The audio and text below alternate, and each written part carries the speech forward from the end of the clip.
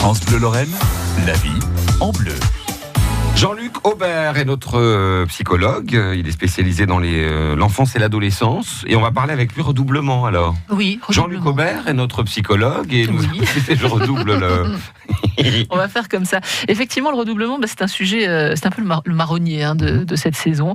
Pendant longtemps, la France a été la championne d'Europe du redoublement. Dans les années 70, un élève sur 5 redoublait son CP, un élève sur 7 son CM2. Et quand on a fait le point en 2015, on s'est aperçu que 27% des enfants de 15 ans avaient déjà redoublé au moins une fois dans leur vie. Vous avez redoublé, vous, moi, Jérôme ? Oui. Oui. La 4e, moi. Ah bah voilà. Et j'avoue qu'avec du recul, ça m'a fait du bien. Oui, bah voilà. Donc si vous voulez témoigner, 03 83 36 20 20. En 2014, la ministre de l'Éducation, Madame Vallaud-Belkacem, a rendu plus compliqué, on va dire, le redoublement. Et c'est vrai que ces dernières années, on est passé de 7% de redoublement à 2%. 2%. Mais le redoublement revient régulièrement sur la table. Le ministre Blanquer veut assouplir cette loi. Bref, on n'en sort pas. Est-ce que le redoublement, c'est bon ? Est-ce que ça sert à quelque chose ? On va essayer d'y voir un petit peu plus clair avec vous, Jean-Luc Aubert. Vous en pensez quoi du redoublement ? Pourquoi c'est un sujet ? Si on se pose toujours la question, c'est parce qu'on n'apporte pas la bonne réponse. Oui. C'est-à-dire qu'on ne fait jamais le bon diagnostic. Si on se contente de faire redoubler un enfant parce que à l'école ça n'a pas marché cette année-là, on va dire il va faire une année supplémentaire et ça va aller. Et ça ne suffit pas. Et il est essentiel, et j'insiste bien là-dessus, et ça doit être le message qui doit passer à travers cette émission-là, de faire un bon diagnostic. Si l'on ne fait pas un bon diagnostic sur ce qui échoue, forcément, ça ne marchera pas.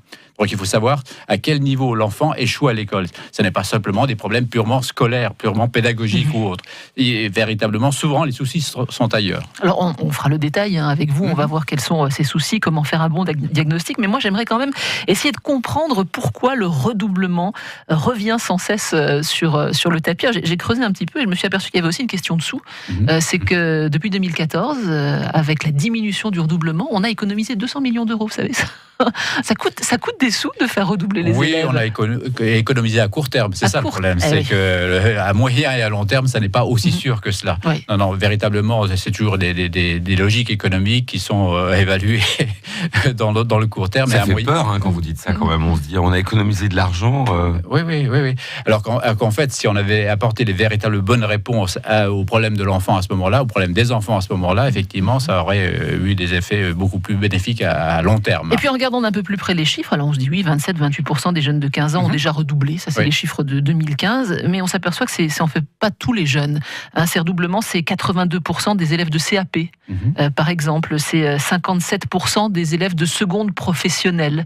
Donc ça concerne quand même souvent des gamins vous savez, particuliers. On revient toujours, alors c'est pareil, là ça fait 25 ou 30 ans, j'avais écrit un bouquin qui s'appelle « Si l'huile flotte sur l'eau, c'est pour apprendre à nager » où je parlais de ces problèmes d'échec, de difficultés scolaires et de redoublement. Et les chiffres d'année en année sont quasiment toujours les mêmes. Vous savez quels sont les enfants qui réussissent le mieux à l'école ? Les enfants de profs, c'est ça ? Les enfants de profs et de cadres supérieurs. Oui. Pourquoi ? Parce que les atouts dont ils ont besoin pour réussir à l'école ceux qu'ils ont à la maison sont en parfaite adéquation avec ceux que l'école attend. Ils ont les clés, quoi. Ils ont les clés, absolument. Mais ils ont les clés pas seulement sur le plan intellectuel, comme on le pense. C'est d'autres clés sur lesquelles on va se pencher, justement. Vous pouvez témoigner, 03 83 36 20 20. Est-ce que vous avez redoublé ? Est-ce que vos enfants ont redoublé ? Est-ce que vous vous êtes opposé à un redoublement puis que vous vous dites c'était une bonne chose ? Dites-le nous, 03 83 36 20 20. Merci à vous, Nathalie. On rejoint Jean-Luc Aubert dans un instant sur France Bleu.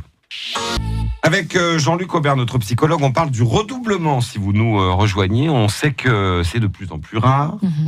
Et on a appris que c'était l'Arlésienne, que les ministres de l'Éducation s'en saisissent très régulièrement, mais on ne sait pas trop quoi en faire. On dit que c'est culturel en France. Est-ce que vous partagez ce constat, Jean-Luc ?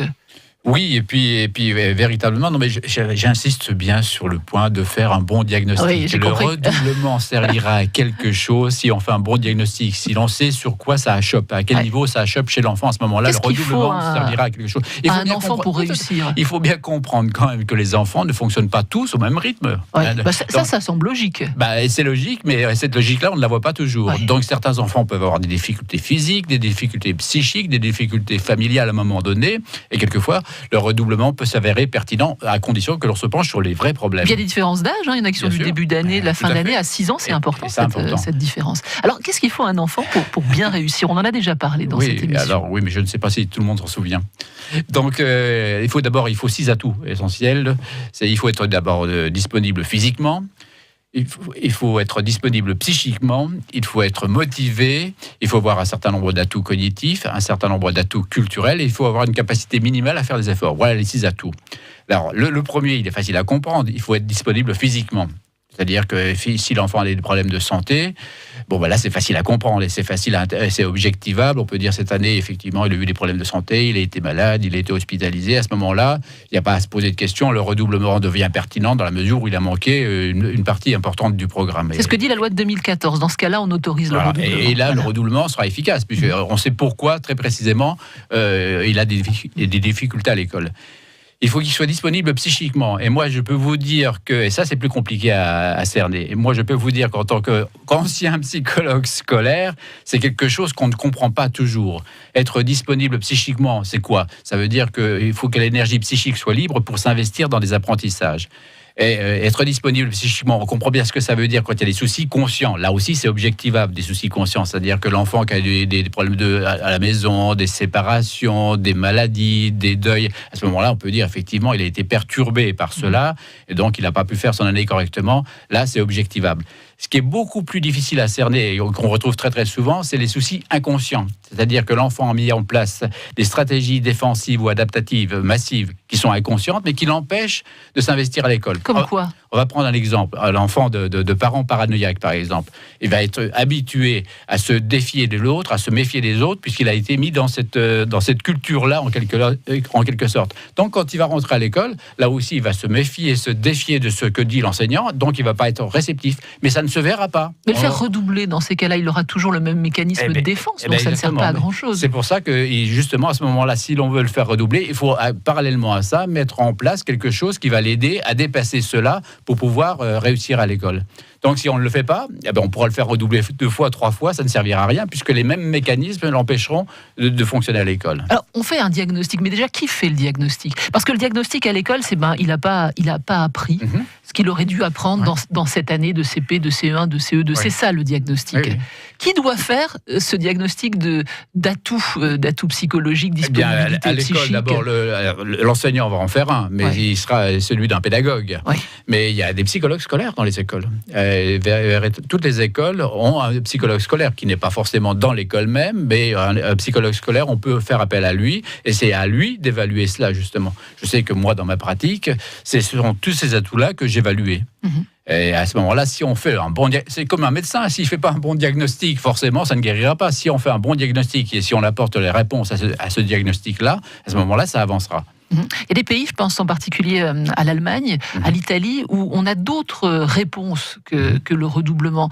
Par exemple, il y a des écoles d'été, il y a des groupes de niveau, il y a des modules complémentaires. Ça, ce sont des solutions également ? Non, mais parce qu'on est toujours dans le même processus, c'est-à-dire qu'on apporte toujours du scolaire. Ouais, c'est marrant, moi j'y reviens toujours, parce que pour moi c'est ça. Je mets un pansement sur une jambe de bois, c'est ça que vous êtes en train de me dire. Imagine... Alors, il y a un autre atout qu'on peut citer, c'est l'atout culturel. J'insiste bien parce que c'est quelque chose qui m'est cher, le langage en particulier.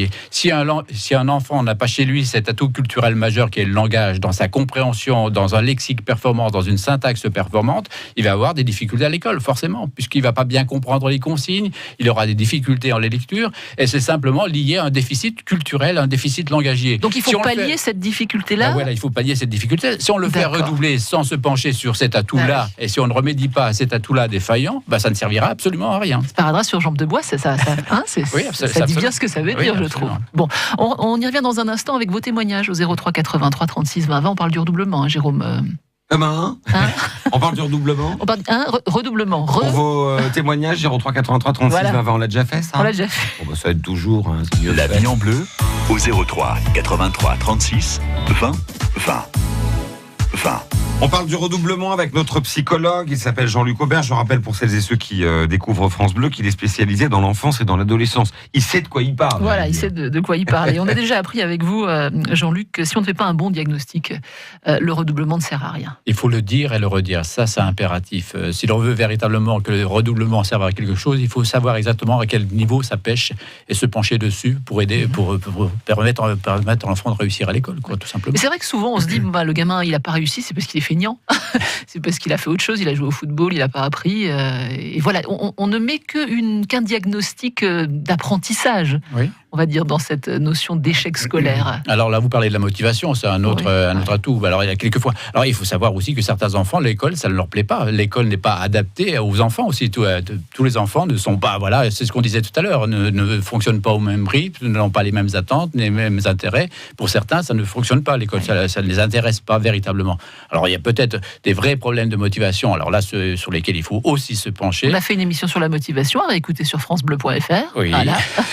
Et je voudrais quand même insister tout de suite sur le fait que l'enfant n'est pas qu'un élève également. Je crois que quand on parle de difficultés, de redoublement, d'échecs scolaires, il faut que les parents ne confondent pas l'enfant et l'élève. Moi, je sais qu'en consultation, comme la réussite scolaire ou les difficultés scolaires sont importantes, sont génératrices d'angoisse, ça peut véritablement cristalliser tous les problèmes de la maison.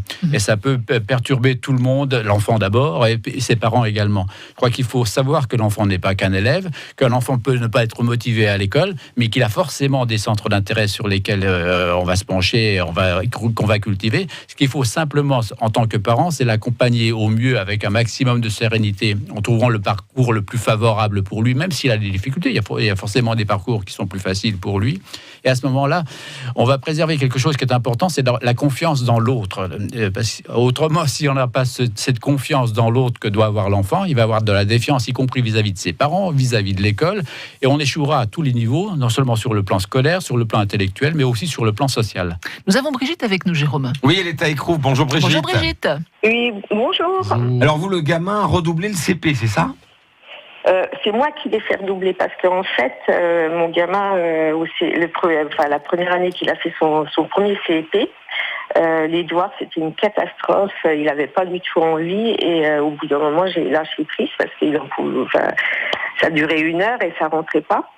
Et la maîtresse, et j'avais trouvé qu'il était dyslexique parce que moi je suis dyslexique et j'avais remarqué des choses. Donc j'en parlais à la maîtresse, elle ne voulait rien savoir, elle me disait que non, que c'était normal, enfin voilà. Donc j'ai quand même fait faire des tests à mon fils et effectivement il était dyslexique. Donc suite à ça, vers la fin d'année, elle voulait quand même le faire passer en CE1. Et là c'est vous qui avez dit non, moi je veux le faire redoubler. Ah oui, elle ne voulait rien savoir. Donc du coup, moi, je l'ai inscrit dans une école privée. Ils ont fait des tests à mon fils. Et effectivement, en lecture, c'était une catastrophe. Il n'arrivait pas du tout à suivre. Alors, Brigitte, on n'a pas beaucoup de temps. Donc, justement, qu'est-ce qui s'est passé après ? Est-ce que ça a marché ? Après, il a très bien réussi sa scolarité. Il a eu son bac, son BTS. Alors, il est dans une agence de transport, tout va bien. Et là, on voit que Brigitte a trouvé le souci de son fils. Il est dyslexique. Oui. Voilà. Mais après, où je trouve, c'est la maîtresse qui se butait à ne rien vouloir savoir. Parfois, c'est compliqué. Si je l'avais écouté, si vraiment j'avais laissé faire, je pense qu'il aurait été en échec scolaire toute sa vie, parce que je pense qu'un enfant, s'il est toujours en échec, il aurait passé au CE1 avec Brigitte, si je peux me permettre, il a quel âge votre fils aujourd'hui ? 25 ans. Ouais, on peut se dire que c'était il y a 20 ans quand même. Hein. Donc peut-être que les choses, elles ont un petit peu évolué. Qu'est-ce que vous pensez du témoignage de Brigitte ? Bien, c'est que véritablement, il y avait une vraie motivation de la part de la maman. Je pense que ça a dû compter aussi dans la réussite de l'enfant ultérieurement. C'est-à-dire qu'il y a eu un investissement, voire un surinvestissement de la maman à ce moment-là qui s'est penché sur lui. Véritablement, ça a dû apporter une solution majeure. Oui, et on a fait le bon diagnostic. Je vais réussir très important. À le dire. On vous retrouve sur francebleu.fr et puis on vous retrouve sur... Ou alors on refait l'émission et ce sera mieux. On redouble, vous voulez dire ? Non, on ne redouble pas. Mais on peut vous retrouver sur votre chaîne YouTube qui s'appelle Question de psy, question au pluriel. De psy, De psy au singulier, on est bien d'accord. Vous êtes un psy singulier. Je l'espère. Là, il faut la redoubler, celle-là. Vous êtes un psy singulier. Je l'espère. Voilà. France Bleu Lorraine. Vous n'oubliez pas, toutes les émissions sont à réécouter gratuitement ou en podcast sur francebleu.fr.